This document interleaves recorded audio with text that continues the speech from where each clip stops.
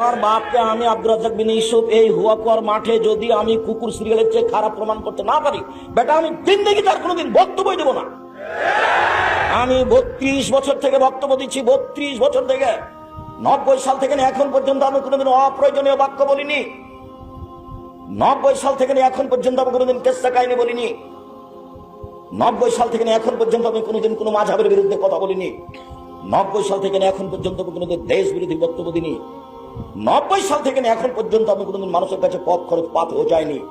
90 সাল থেকে এখন পর্যন্ত আমি কোনোদিন মানুষকে আমার পরিচয় দিইনি। মানুষ যখন আমাকে চাপ দিয়ে বলেছে যে বিজ্ঞাপন পোস্টারে নাম লিখবো, ছাপাবো, কি লিখবো, তখন আমি বলেছি আমার নাম আব্দুর রাজ্জাক আর আমার বাপের নাম ইউসুফ, বাপ বেটা মিলে আব্দুর রাজ্জাক বিন ইউসুফ। এর চেয়ে আমি বেশি কিছু বলিনি।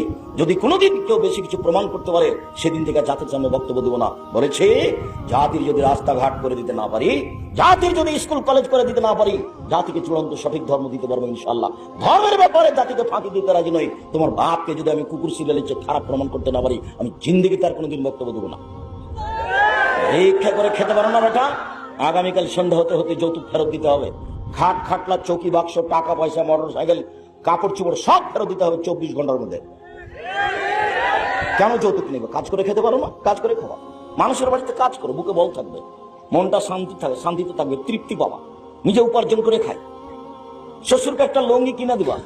এই যে আপনি মেয়ে মানুষকে আমার হাতে তুলে দিয়েছেন কত কষ্ট করে, আপনার জন্য আমি একটা লুঙ্গি নিয়ে এসেছি। আপনি গরিব মানুষ, আপনাকে আমি ভালোবাসি, আপনি আমার শ্বশুর, আপনাকে সম্মান করি, এই যে একটা লুঙ্গি নেন, উপহার দিবা শ্বশুরকে। টাকা নিবা কেন? টাকা নিবা কেন?